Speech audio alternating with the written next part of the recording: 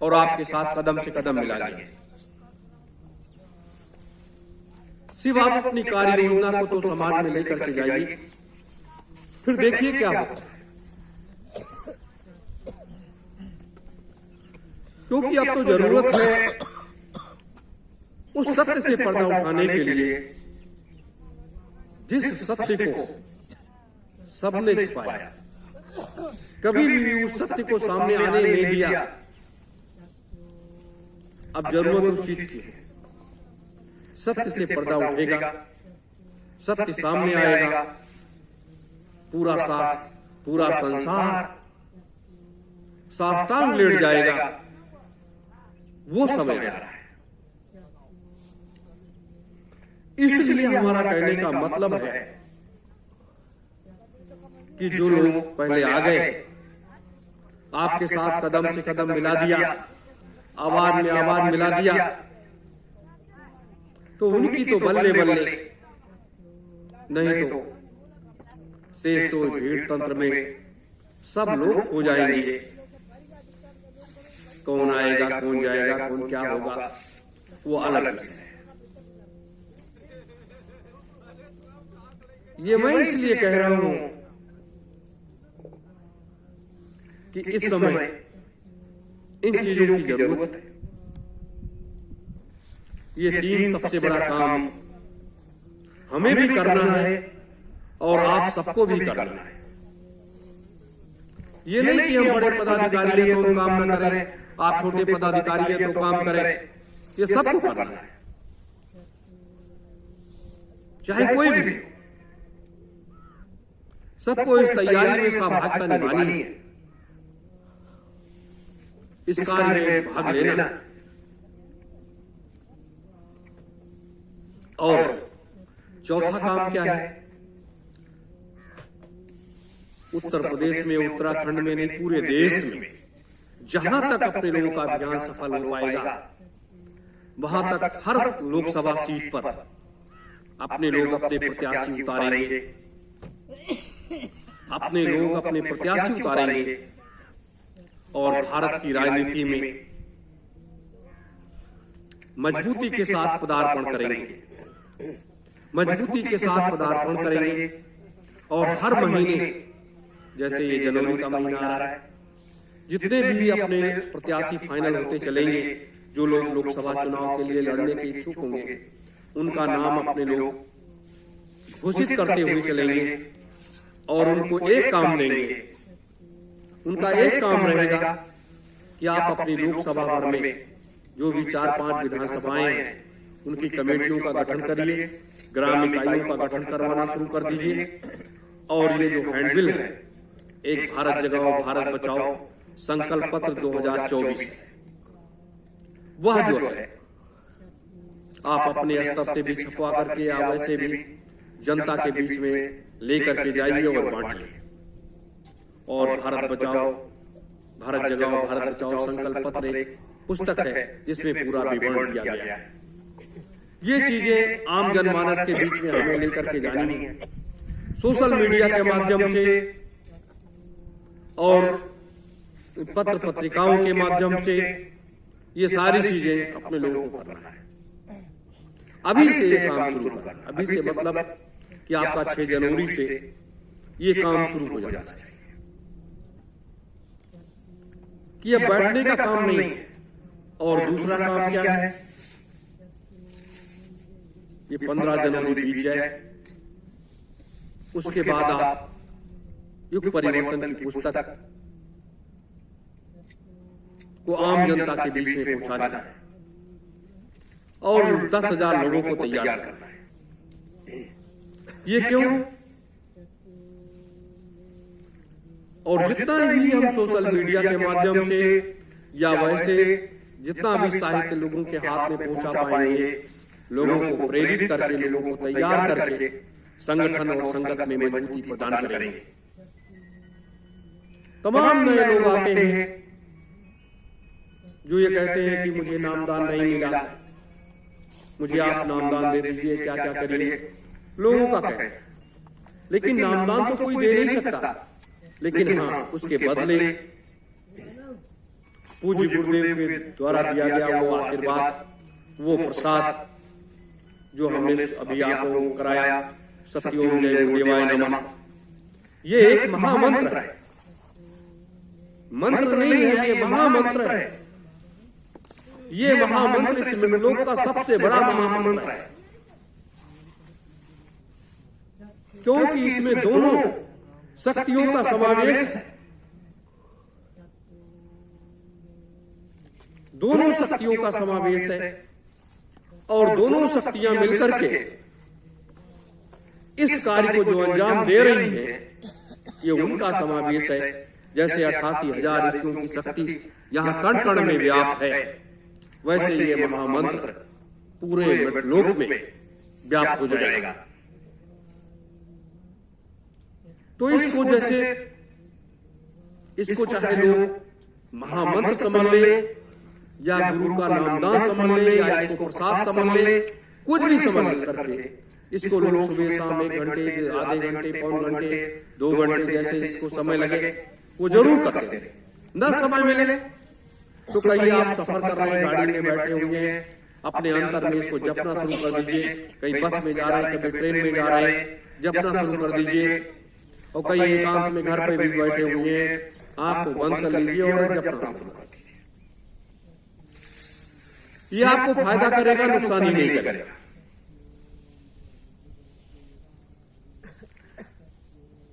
मेरे साथियों, आज जरूरत इन्हीं सब चीजों की है, इन्हीं चीजों की है और इनके द्वारा आप आगे बढ़ सकते हैं। आगे बढ़ करके और संगठन को एक मजबूती प्रदान कर सकते हैं।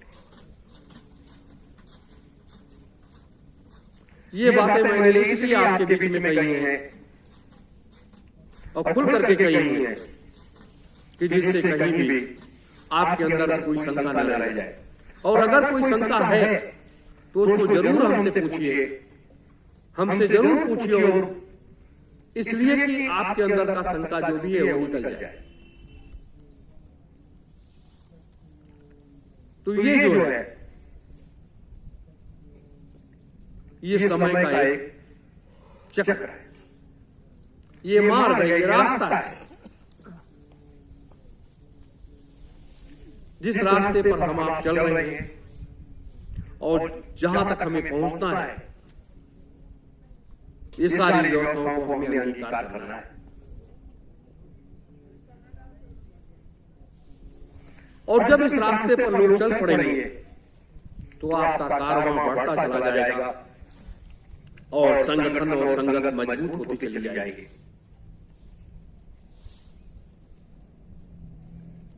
तो संगठन और संगत को मजबूत करने के लिए आपको इस मार्ग पर चलना होगा।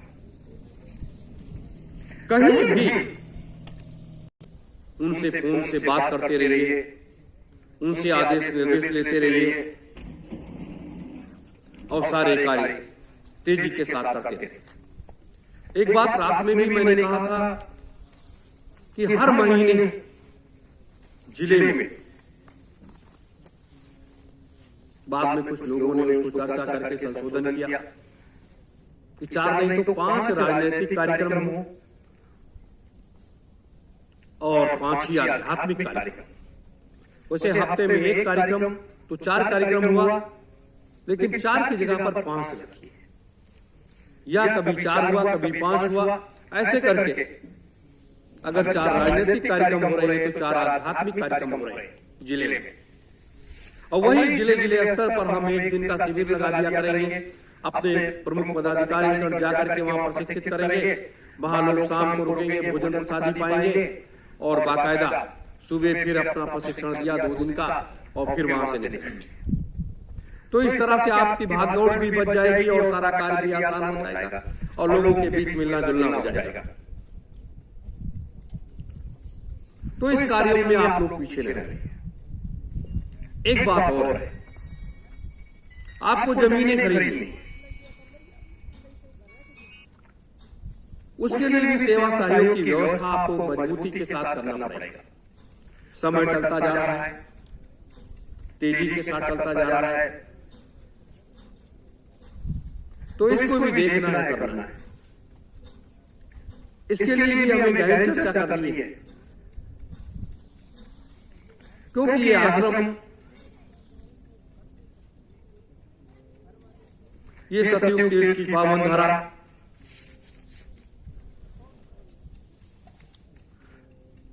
ये इतने बड़े कार्य जहां से संचालित होने जा रहे हैं, जैसे सतयुग तीर्थ का ये आश्रम है, और इसी आश्रम में भारतीय सुभाष सेना का भी केंद्रीय कार्यालय संचालित होगा, क्योंकि धर्म और नीति और राजनीति दोनों साथ साथ चलेगी, और दोनों पहिए को दौड़ा करके, चला करके, और दोनों का बराबर समावेश करा करके ये एक नया इतिहास बनाना है कि बिना धर्म और राजनीति के देश और दुनिया की व्यवस्था को न बदला जा सकता है और न सुधारा जा सकता है। इसलिए ये व्यवस्थाएं, मार्च तक ये कार्यालय यहां स्थापित हो जाएगा और ये सारी व्यवस्थाएं होने लगेंगी। सत्यओम जय गुरुदेव वैचारिक संस्था का कार्यालय, और ये तो ट्रस्ट ही है, सतयुग तीर्थ में सब समाहित होकर के सारी व्यवस्था का संचालन यहां से होगा, यहीं से पूरी व्यवस्था का संचालन होगा, और यही एक केंद्र बनेगा। आप लोग सोचते हैं कि ऐसा कैसे हो सकता है, जैसे 1997 में परम पूज्य स्वामी जी महाराज ने गुरु पूर्णिमा के कार्यक्रम के पावन पर्व पर कहा था, मैं तो यहाँ सतयुग का बीज बोने आया हूं, और एक दिन ये वट वृक्ष बन जाएगा। तो सतयुग का बीज तो उन्होंने 97 में बोया, लेकिन अपने लोगों ने वो जो पेड़ हो रहा था उसमें पानी देने का काम अपने लोगों ने किया। आज वो पूरे संसार को दिशा देने के लिए तैयार खड़ा है और दिशा भी दे रहा है। ये धर्म ध्वजा जो लगी है, ये दिशा दे रही है, पूरे संसार को दिशा भी दे रही है, और उनका आह्वान भी कर रही है कि आप लोग आइए, यहां आइए। ये जो है, ये धर्म ध्वजा कर रही है 88,000 ऋषियों की पावन इस तपोभूमि में, और इस शक्ति के इस पुंज में हम आप जब ये सारे कार्यों को करना शुरू कर देंगे, संसार आपके कदम चूम लेगा।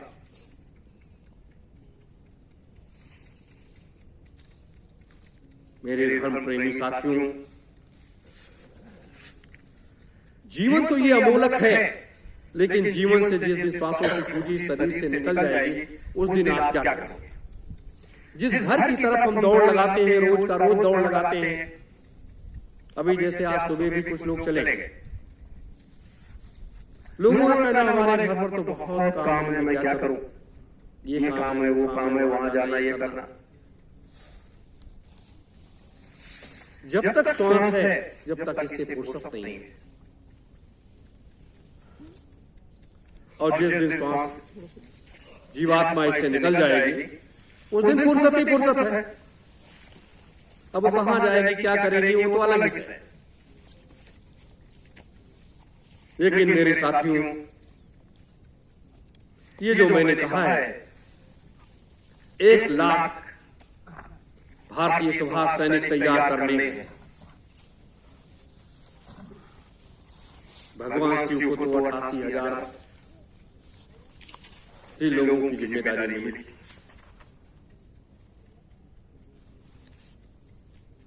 तो ये सब एक विषय है। 10,000 लोगों को महायज्ञ के लिए तैयार करना है।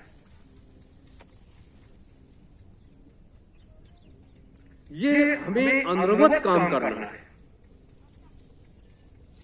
प्रत्येक जिले में 2,000, 1,000 सुभाष सैनिक, सुभाष सेना के पदाधिकारी और 1,000 वैचारिक संस्था के पदाधिकारी तैयार करने। तो ये सारे कार्य अपने लोगों को ही मिलकर के करना है। उसकी कार्य योजना, उसकी व्यवस्था, प्रमुख पदाधिकारी लोग तैयार करेंगे। वो आपको देंगे, आपको समझाएंगे, आपको बताएंगे कैसे क्या करना है, कैसे क्या होना है और कहां कहां पर क्या क्या होगा। और हम लोग एक टोली बना करके लोगों के बीच में जाएंगे, सदस्यता अभियान भी चलाएंगे, अपने पर्चे भी बांटेंगे और अपनी आवाज को भी बुलंद करेंगे। और आगामी कुछ जो भी नई कार्य योजना होगी उसके बारे में आपको जनवरी या फरवरी में बता दिया जाएगा। 23 जनवरी का कार्यक्रम जो है वो जिले स्तर पर आप लोग करेंगे। हर जिले में वो कार्यक्रम मनाया जाएगा।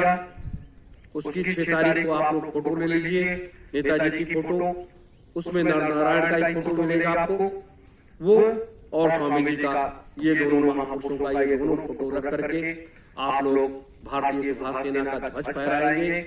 और उसके बाद वहां पर जो भी चीजें हैं, राष्ट्रगान है भारतीय सुभाष सेना का, आजादी सरकार का राष्ट्रगान, वो भी कंप्लीट करके दिया जाएगा। और आपको क्या बोलना है, क्या बताना है, वो भी कंप्लीट करके दिया जाएगा। क्योंकि 23 जनवरी का कार्यक्रम जिले स्तर पर आप लोग करेंगे और ये व्यवस्था जो होगी और प्रत्येक पूर्णिमा को यहाँ आप लोग उपस्थित जरूर होंगे।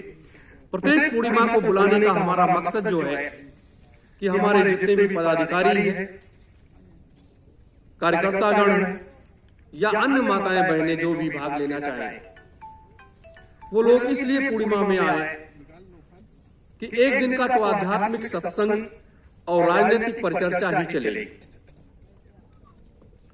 दूसरे दिन हवन का कार्यक्रम होगा। हवन का कार्यक्रम होने के बाद आप लोगों की मीटिंग बैठक होगी, समीक्षा होगी। 2 दिन का समय लेकर के लोग तीसरे दिन ही निकल पाएंगे। एक दिन आज शाम को आप आए ही, कल का कार्यक्रम हुआ, परसों हवन का हुआ, यानी 3-4 दिन का समय जो है लोग लेकर के आए। क्योंकि ये समय बार बार नहीं मिलेगा, ना हम आपको बार बार मिलेंगे, ना आप हमें बार बार मिलेंगे। क्योंकि ये मृतलोक का इतना बड़ा परिक्षेत्र है, पूरे देश और दुनिया में जा करके हम लोगों को अपने संदेश को देना है, लोगों को समझाना है, बताना है, लोगों को जोड़ना है। और प्रत्येक पूर्णिमा ये लोगों का प्रयास रहे कि अपने घरों से जैसे भी हो सके 100 ग्राम 200 ग्राम घी अवश्य लेकर के आए। साकल्य और सारी व्यवस्थाएं तो यहां लोग कर सकते हैं, लेकिन अपने घर के अन्न को अगर आप इस हवन में डलवाना चाहें तो आप लोग जरूर इतना करिएगा। चावल जो टूटे चावल ना हो, बीन करके एक चावल, सीधा चावल 50 ग्राम 100 ग्राम जरूर लेकर के आइए। 50 ग्राम अगर चावल लाते हैं तो 50 ग्राम तिल लेकर के आइए 100 ग्राम, कि आपके घर से जब वो चीज आएगी इस हवन में पड़ेगी तो उसमें क्या है कि आपके नाम का संकल्प होगा और वो प्रेरणा, वो शक्ति, वो ताकत, वो एक अलग चीज जाएगी जिसमें आप बैठ करके जब 101 आहुति आप इसमें डालेंगे और सुबह से शाम तक ये हवन चलता ही रहेगा। वो समय इसलिए क्यों आप लोगों से कहा गया, क्योंकि आपके पाप कर्म कर्जे को काटने के लिए आपको एक योग्य शासक, आपको एक योग्य शासक बनाने के लिए, शासक मतलब राजा, एक योग्य राजा बनाने के लिए आपके अंदर उन असीम शक्तियों का संचार करना और उसके द्वारा प्रेरणा, आपके अंदर अंतर प्रेरणा तैयार देना और आपके घर परिवार की सुरक्षा व्यवस्था सारी चीजें करने के लिए ये सारी चीजें की जा रही हैं। और शक्ति का ये समावेश तो है ही। पूर्णिमा की ये तिथि जिसे हम माँ कहते हैं, पूर्णिमा माता कहते हैं, ये भगवान शिव ने इसको तैयार किया और यहीं पर प्रथम पूर्णिमा को प्राप्त करने के लिए कठोर साधना 5 पांडवों ने किया था। तो आज इतना बड़ा कार्य को सफल करने के लिए आप सब लोगों की इस साधना में आहुति आवश्यक है।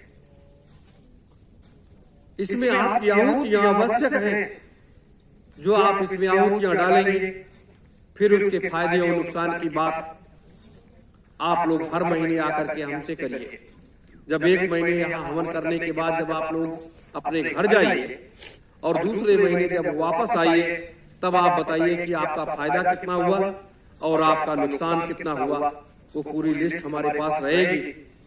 एक एक व्यक्ति से हम पूछेंगे कि यहाँ कितना फायदा हुआ, कितना नुकसान हुआ, आपके परिवार का, आपके घर का, आर्थिक स्थिति और वैसी स्थिति।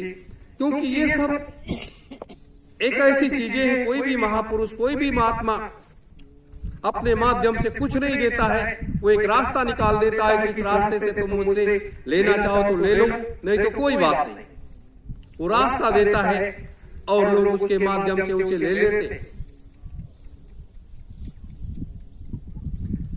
और जब तक रास्ता नहीं देता है, लोग रास्ता भटक जाते हैं। तो ये सारे कार्यों को करना है आपको।